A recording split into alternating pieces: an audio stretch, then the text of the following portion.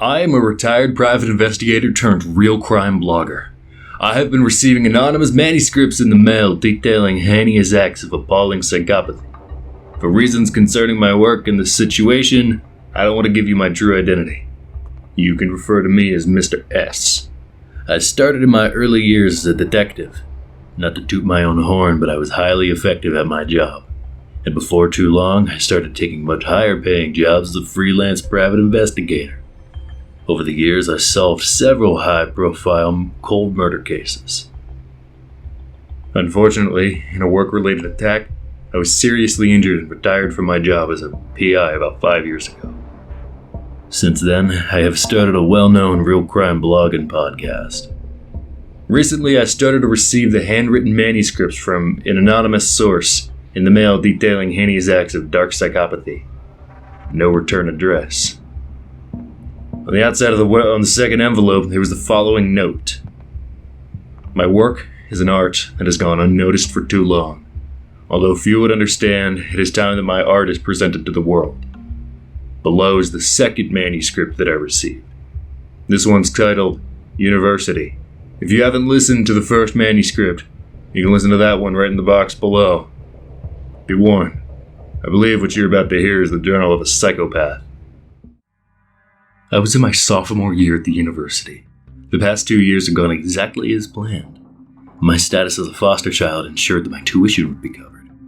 Dean and Sarah had followed through with their offer of adoption and adopted me as their son. As such, they provided me with a modest allowance, ensuring that my pantry remained filled and my needs were met. I had a nice computer, a new cell phone, and all the school supplies that I would need. I also had a place to stay during the summer holidays. Although I preferred to spend my time alone, I provided Dean and Sarah with just enough interaction and gratification to keep them bending over backwards to me. Life was good. Until Dustin, that is. You see, in my previous year, I had the fortune of being assigned a roommate that rarely spoke. He minded his own business, and we never really had a true conversation. As a matter of fact, I don't even remember the kid's name. It was perfect. This year, I had been assigned a very difficult roommate, Dustin. Dustin was a special kind of fool who felt the need to be the center of attention. My apartment was always crammed with smaller, similar idiots. This year, I had been assigned a very different roommate, Dustin. He was the special kind of fool that needed to be the center of attention. My apartment was always crammed with similar idiots can't quite seem to manage 5 seconds without speaking. They were always talking, shouting, blaring pathetic pop music written by musicians who had the vocabulary skill of a dirty-minded first grader. But Dustin and his group of retards replicated the essence of their favorite songs by getting sloppy drunk and bragging about bagging hoes and such. I was disgusted that my generation could succumb to such ludicrous culture. At first, I thought they were just drinking. I shut myself in my room or the library as much as possible, ignoring the idiots. It didn't take me too long to realize, however, that they were consuming a little more than just booze. Every time Dustin walked near, a waft of burnt marijuana would insult my nose, and soon my apartment reeked of it every evening. If it wasn't bad enough, one Sunday morning I woke to find the remnants of their Friday night festivals. People I didn't recognize lay on my couch, and even on the floors, snoring like hibernating pests. Their mess of crunched aluminum beer cans and burnt joints, along with the aroma of stale cigarettes, gave the appearance as if a herd of homeless addicts had spent a night in my apartment. On the coffee table were smears of fine white powder, fingerprints whooshing about. A small white straw from a fast food establishment lay on the ground. It wasn't too hard to determine that these snoring idiots had done plenty of coke. Now, I don't care if you smoke weed or do cocaine as long as it poses no threat to my well-being. Naturally, if Dustin were to get caught with drugs, it would come down on me as well. Guilty by association, they'd say. Obviously, I couldn't accept such a risk to my life and to my goals. I need to confront Dustin about this. I walked into his room, kicking away beer cans that clanged across the floor. In the midst of his room, which resembled a landfill, was his bed. The scattered bed sheets and comforter, gave way to a cluster of tangled limbs. I pulled the sheets right off to find Dustin in his underwear and his girlfriend beside him, nearly naked. Ripping off his smelly sheets did nothing to stir the kid from his drug-induced hibernation. So I gave him a little nudge. "Dustin, wake up and clean this shit up," I said, but Dustin barely stirred. My patience was already thin, but each and every second that I had to exist inside this pigsty made me more agitated. I grabbed him by the foot and ripped him out of his bed. The first thing to hit the floor was his face, which practically bounced off the cheap gray carpet. "Boy, what the hell?" said Dustin, finally somewhat conscious. His hands clutched his head in obvious pain from the hangover, which was only made worse from the hit to the head. His palms worked their way to his eyes as he rubbed them and tried opening his eyelids. "Get up, Dustin. Get these idiots out of my apartment and clean up your fucking pigsty. If I wanted to live in a trailer park with trashy idiots, I would." "Oh, get the hell out of here, asshole. Quit being a little bitch," he told me, looking up with his squinty eyes as if someone was shining a flashlight directly in his face. I could see the headache in his eyes, showing clear signs of a huge hangover. I knew how to handle a guy with a huge hangover. I headed to the kitchen. With a squeak, I opened one of the faded brown kitchen cabinets and grabbed the old, discolored pot and its matching frying pan. Holding them by their black plastic handles, I headed back into Dustin's room, where he was already back to snoring in his bed. I flipped the light on and strolled across the room, taking care to step on the dirty laundry. As I pulled the frayed white cord of the crooked blinds, the sunshine penetrated the dark room. Both Dustin and his girlfriend reactively pulled blankets over their face and shielded their eyes from the penetrating rays. Two major symptoms characterized a heavy hangover: severe headache and extreme sensitivity to bright lights and loud sounds. I walked over to Dustin's side of the bed, holding the pot and pan over his head, and started banging them together as loud as I fucking could. Dustin reacted to the obnoxious clangs as if he were a vampire being attacked by the sun, showing that the sound caused him pain. I found myself enjoying his reactions and grabbed his head with both hands, as if that would do anything to subdue the now pounding in his dehydrated and intoxicated brain. He rolled around like an epileptic animal, shouting curse words that were barely audible over my continuous clangs of the pot and pan. Finally, the sound and pain became too much. Dustin threw off the covers and jumped to his feet. He made one small stumble with his back foot, demonstrating that he was still somehow drunk.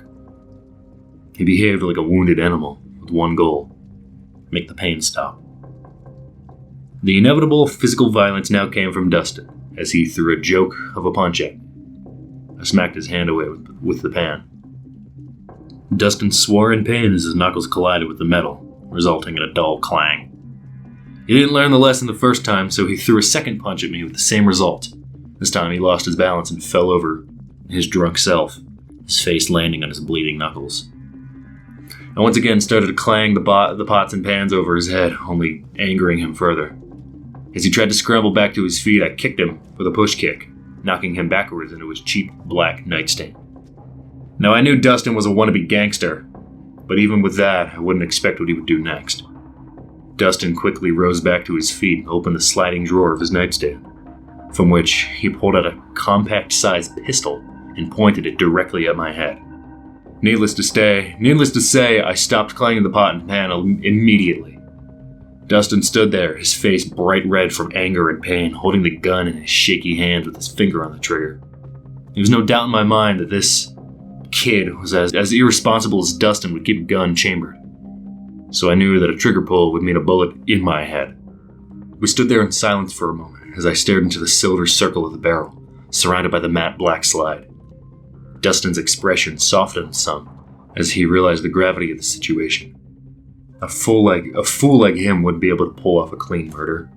I could see in his eyes that he understood that pulling the trigger would mean a life in prison. By now, everyone in the apartment was awake and aware of the situation. They stood awkwardly outside the bedroom, not sure now what to do. The ringleader of their circus had pulled out a gun. Every part of me wanted to rip the gun from his hands and kill him right then and there. It's actually a fairly simple maneuver if you know what you're doing. I may have even been within my legal rights to do so, but I didn't need my name on the police record, nor spend time in any court. The last thing I wanted to do was bring any unnecessary attention to myself, particularly not with any law enforcement. So I chose a more tactful way out. "I'm not okay with you bringing these drugs into my apartment," I told him, calmly but assertive, as to not stir an irrational reaction from the idiot with a gun. "I don't care what you do with your own life, but it's not okay for you to risk my future." "Oh, and what are you gonna do? Go snitch into the police?" He spat at me, still pointing his gun at my forehead. The answer was yes. I would go to the police if I needed to. But right now I needed to de-escalate the situation, not give him a reason to shoot me.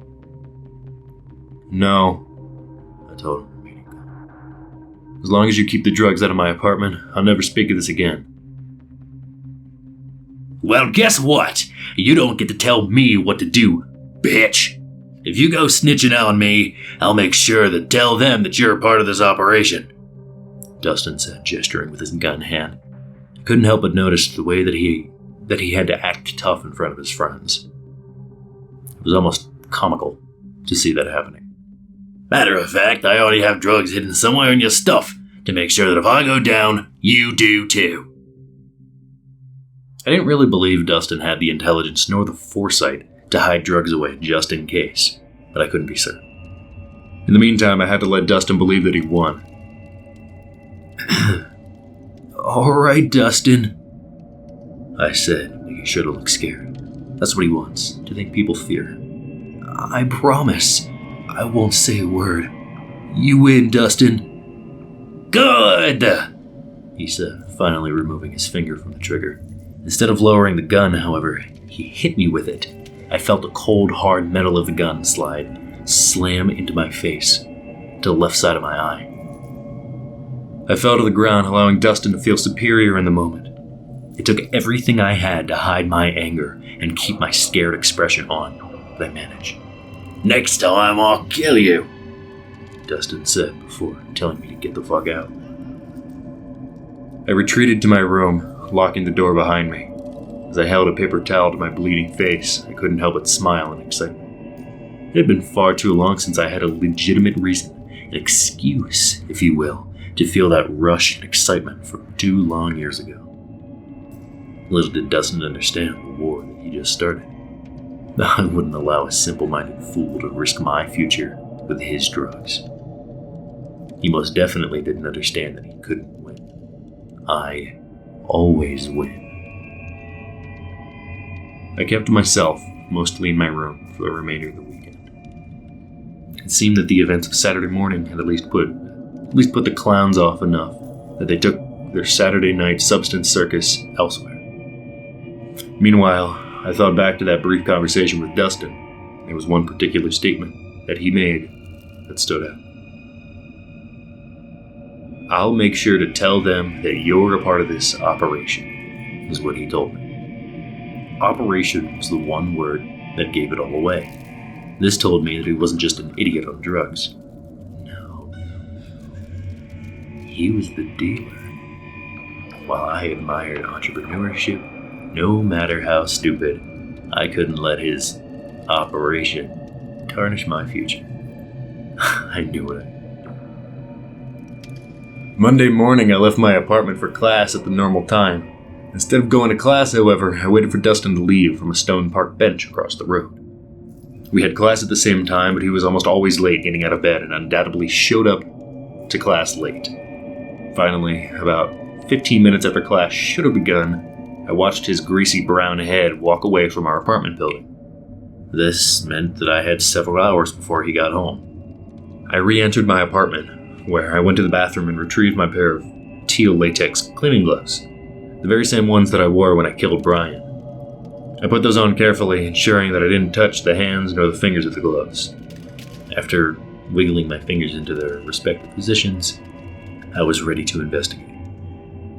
I slowly entered Dustin's room, careful not to accidentally move anything out of place. Not that it would have been noticed. Dustin was a pig. Stepping over a heap of dirty laundry, I made my way to his nightstand first.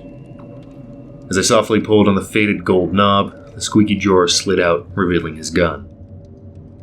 At least he wasn't stupid enough to take it to class with him. But I'd make him regret it nonetheless. He had one extra magazine in the drawer, along with a black, spring-loaded knife.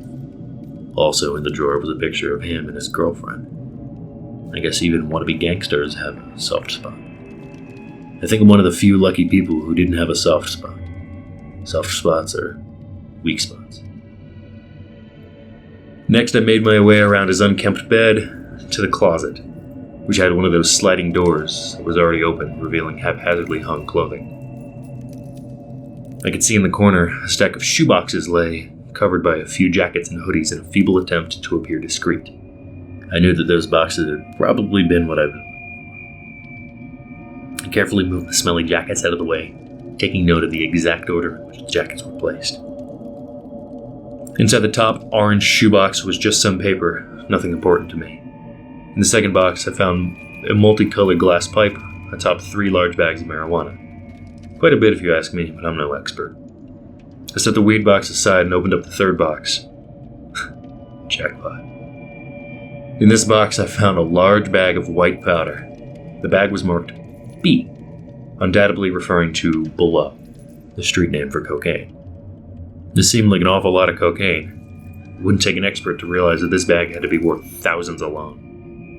Next to the large white bag were a dozen or so pocket-sized zip bags, sitting on top of a small scale, filled with carefully pre-portioned doses of the drug.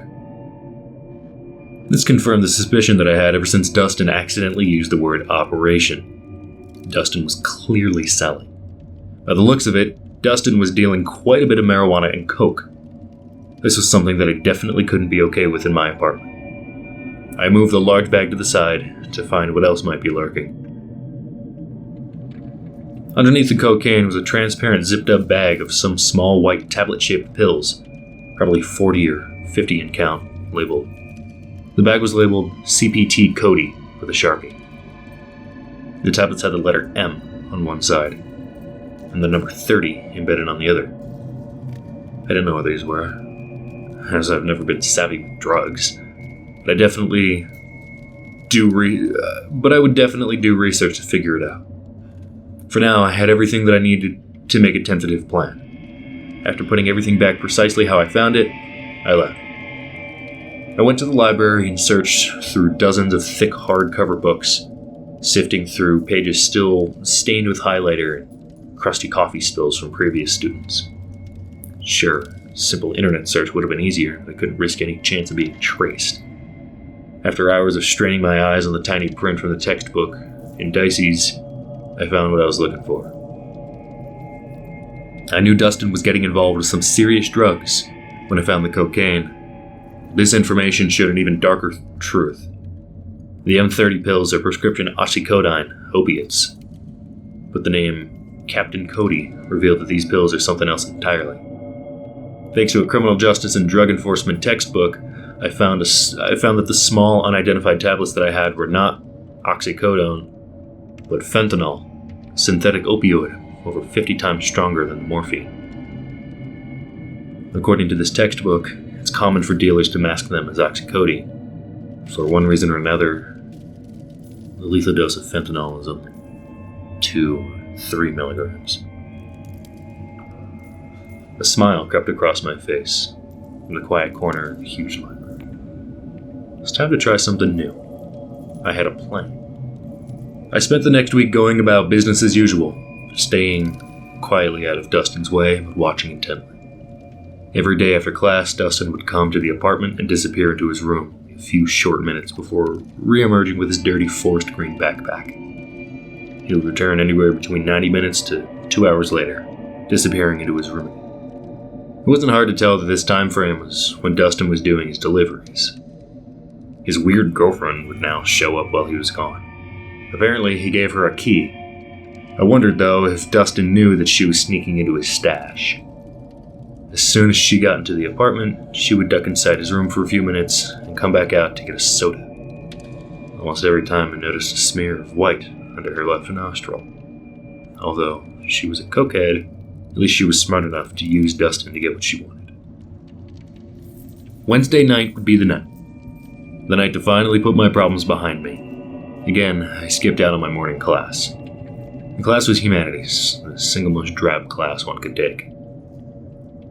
Spend hours reading worthless poetry and listen to some idiots try to sound sophisticated about it. Fuck that, I hated it. I only needed to get a C to get credit. Instead, I waited for Dustin to leave. As soon as he had left for the day, I entered his room and went for the drug box. I was surprised to find how much business the kid had been doing. The drug shoe boxes had been drained quite a bit, but the cash box was definitely more full. His operation was going successful. But he was sloppy and would most definitely get caught if he were allowed to continue. I wasn't willing to get caught up in that. Sarah had given me a mortar and pestle before I moved out. This is the first time that I would be using it. After covering my nose and mouth with a thick cloth, I dropped several of the little pills into the thick granite bowl and used the sturdy stone pestle to crush them. The grinding sound wasn't pleasant. It reminded me of nails on a chalkboard, only less high-pitched. Still, I continued to grind and crush, adding a few pills at a time, as the contents of the bowl slowly turned into a chalky powder. After about 20 minutes of consistent grinding, I felt as though I had the right amount. With gloved hands, I compared the consistency of the chalky fentanyl with that of cocaine. The fentanyl was a bit thicker and more of an off-white comparatively, but I knew that if I mixed them together enough, it would go unnoticed. I removed the small portion bags of coke from the box. Carefully, I emptied the contents into a small cup, where I mixed the cocaine with fentanyl, calculating about the correct amount of fentanyl for one lethal dose. After I was satisfied with the mix, I now loaded the laced cocaine back into each baggie. After mixing more fentanyl with the remaining large bag of coke, keeping into the same ratio, everything was ready to go. I put everything back into Dustin's closet and sanitized my gloves and equipment with bleach and dish soap. Now all I had to do was wait. Dustin arrived back into his apartment on schedule, quickly ducking into his room and leaving 5 minutes later with his ugly backpack to go sell drugs. Soon after, his girlfriend came in, as planned, and went into Dustin's room. I watched from the crack in the door as she emerged a few minutes later to retrieve a soda. She was smiling awkwardly and did a weird sort of twirl towards the sofa before plopping herself onto a plump cushion. I watched as her head dropped slightly and whipped back upwards as she tried to keep herself awake. The nods became more pronounced, and finally she lay with her head back and closed her eyes, giving in to the deep relaxation effects of the powerful opiate. I emerged from my room to analyze her condition. Her head now lay back with her mouth open and her arms sprawled towards the side as if she merged with the sofa. She was completely out. I poked at her a few times to make sure that she wouldn't easily wake before positioning her in such a way to keep her airway. I needed her to stay alive, unfortunately. I got the rest of my preparations ready quickly, but carefully as I waited for Dustin's arrival. I paced the room while lightly snapping my fingers at a mixture of excitement and nervousness. I couldn't wait to execute the remainder of my plan, but I started to feel anxious about it. I felt as though I didn't know enough about drugs. They could be unpredictable. I had an easy backup plan if the girl died, but it would be messy if she woke up too early. Finally, I heard the jingle of keys outside of the apartment, the subsequent click of the deadbolt sliding into the unlocked position. After the front door was closed, Dustin turned on the lights and froze at the sight of in front of him. I had his gun pointed at him from behind the couch, just behind his unconscious girlfriend. In my other hand, I held Dustin's knife to her neck. I wouldn't advise doing anything stupid, Dustin. His eyes widened as he grasped the situation, and worry tainted his usually smug face, exposing one of his greatest weaknesses: love. He most definitely loved this girl. Oi! What the fuck did you do to her? Dustin asked, clenched jaws, frightened, slowly putting up his hand as if I was arresting him. I knocked her out, after she threatened to frame me the same way you threatened me. I lied, gesturing with the gun. I'm not going to hurt either of you, just as long as we can both agree to part ways peacefully, and neither of us will go to the police. I think it's clear that if any of us gets turned in, we'll rat each other out. Now please, take a seat. I pointed with the gun to the chair on the opposite side of the coffee table, to his girlfriend and myself. Per my request, he walked over and sat down begrudgingly. If you hurt her, I'll kill you. Dustin said with a clenched jaw. Don't worry, I fully intend for her to be unharmed, I told Dustin, being honest for the first time since his life. Now, help yourself to a line. I want you to be relaxed. Keeping the knife at the girl's throat, I pointed to 3 lines of tainted coke that I had prepared. Why the hell would I take the line at a time like this? Just to make sure that if you call the police, you have to tell them that you were on drugs.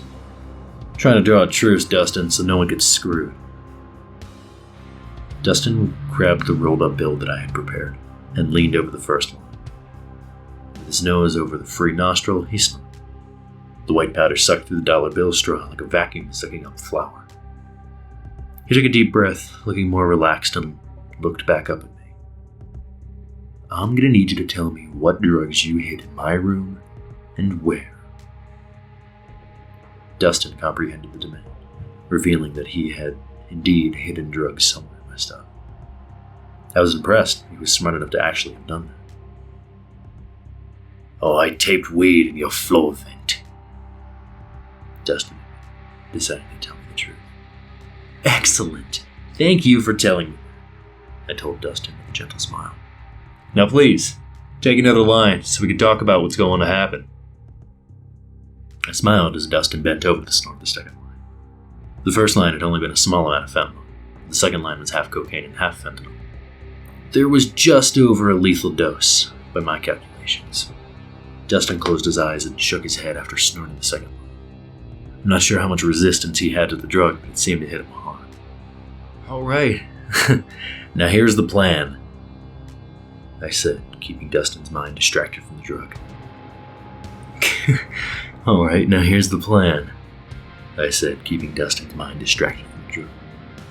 As he looked up at me, I could see the black pupils narrowing within his brown eyes, signaling that the drug was taking rapid effect. I'm gonna move out, and you're gonna take over for the full lease willingly. I won't say anything about the drugs, and you won't say anything about this little, incident. Sound good? Oh, whatever, man. Just take the knife off of her. Perfect. Now take that last line and we'll shake on it. I don't want to, man. Something feels weird about this blow, Dustin said, started to sway ever so slowly. Take the line, Dustin, so I can let her go, I demanded, sternly. Shaking his head, Dustin bent down and snorted the final line. This line was pure fentanyl, probably enough to kill 2 people. Dustin put one hand to his head and grabbed the table with the other in an attempt to steady himself. His chest moved angrily as his breathing quickly became labored and loud. I removed the knife from the girl's neck and stood up to fully watch Dustin be completely taken over by his own drugs. He leaned on the table with his diaphragm now contracting heavily and violently as each breath now rasped like a snoring bulldog. He made an effort to look up at me, but his arms gave out under his weight and his face slammed under the table with a loud thud. His butt still sat on the chair, but his face now rested on the coffee table, and I felt a surge of euphoria come over me as I watched Dustin struggle a few times to pick up his head. He only made it a few inches each time before his head thudded back down onto the table. I couldn't help but laugh out loud as I thought back to when he had told me, "Next time I'll kill you." If he only knew what type of person he had just said that to. The fool thought himself a superior man who could stomp all over me, but I proved that I wasn't going to be a pawn in any way. Bubbly white foam now appeared from his open mouth, slowly drifting onto the table. The raspy breath had turned into inconsistent choking and gurgling sounds, signaling respiratory failure. I took a seat and watched eagerly as Dustin's body made involuntary seizure-like jerks. I wasn't sure if he had any consciousness remaining, but I sure hoped that it hurt, and that he could feel the pain. Finally, his breathing and seizing stopped altogether, and Dustin was completely motionless. His head was on the table, as was his left arm, but his right arm was dangling down with his fingers touching the grate carpet. I checked his pulse to verify he was dead. There was none. I looked over at the girl, having completely forgotten about her in the moment. Her breathing had steadied, which was good. If she had died, I would have had to have been the one to discover the bodies. I retrieved the marijuana that Dustin had placed in my floor vent and checked the rest of the vents just to make sure. After replacing the gun and knife in Dustin's former nightstand, I took off my latex gloves and sanitized them one more time to make sure that there would be no drug residue left. Finally, I crashed onto my bed and quickly fell asleep. Murder's hard work. I awoke to loud screaming coming from the living room.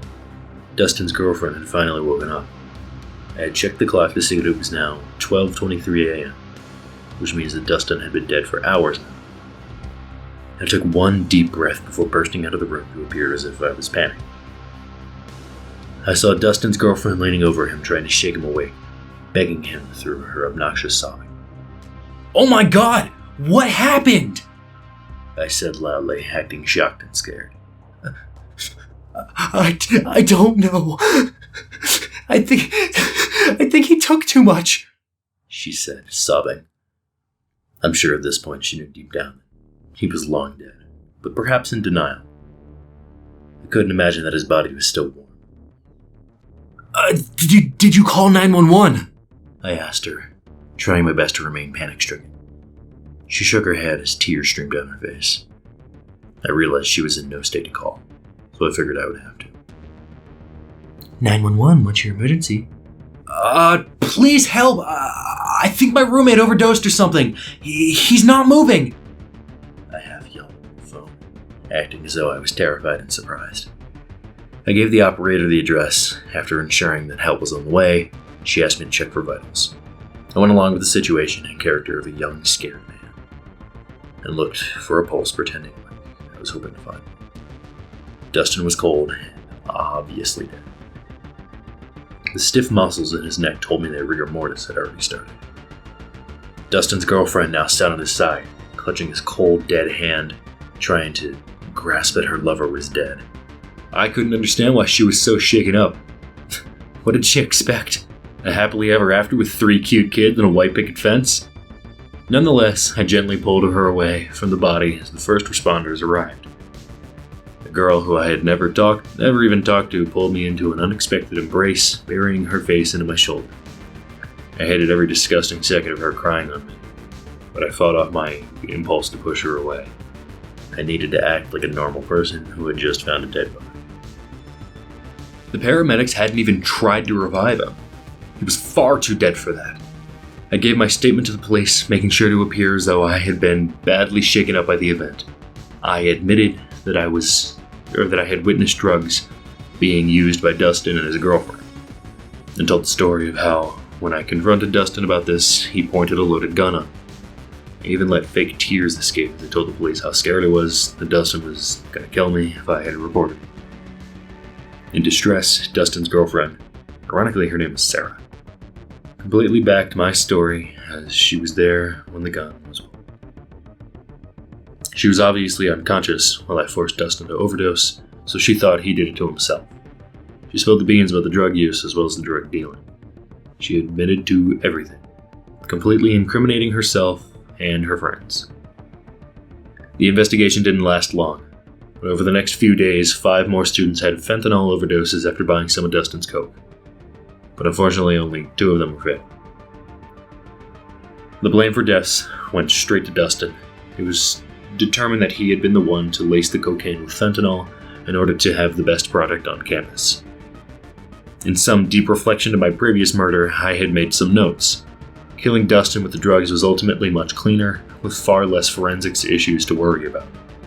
All the blood from stabbing was messy, and you don't realize how much blood a person has until you've stabbed them several times over. And that being said, stabbing Brian felt so much more satisfying. Something about looking into his eyes as I butched the knife in his heart had left me with an itch that I just can't quite scratch again. The only negative consequence for me is that the university sent me to trauma counseling. which means that I had to keep up with the charade of having been traumatized from it. As expected, Dean and Sarah gave a massive amount of sympathy for the whole deal, offering to pay for the expensive counseling, which I politely refused. Instead, they quickly purchased me a different lease, a different one-bedroom apartment, where I would no longer need roommates. This was perfect. They hated roommates. I couldn't risk killing them all. Sarah and Dean were too easy to manipulate. Once again, I always win. This was the end of the second manuscript that I received from the alleged killer, Rich. If true, at the end of the story, Rich would be officially classified as a serial killer. According to the first and second manuscript, Rich had murdered 5 people by the end of his sophomore year of college. Once again, I found archived real news coverage of the events of a series of fentanyl overdoses at a university. One student, Dustin Anderson, was found to be responsible for laced drugs after being the first fatality of a string of overdoses. The university was only 35 miles from the high school where Brian Jones was stabbed to death. Although my initial suspicions were that these were fake, I can't help but notice the detail from the first-person perspective. Let's assume that these manuscripts are real. Most serial killers collect some sort of trophy. I believe these manuscripts could be trophies for this killer. What do you think?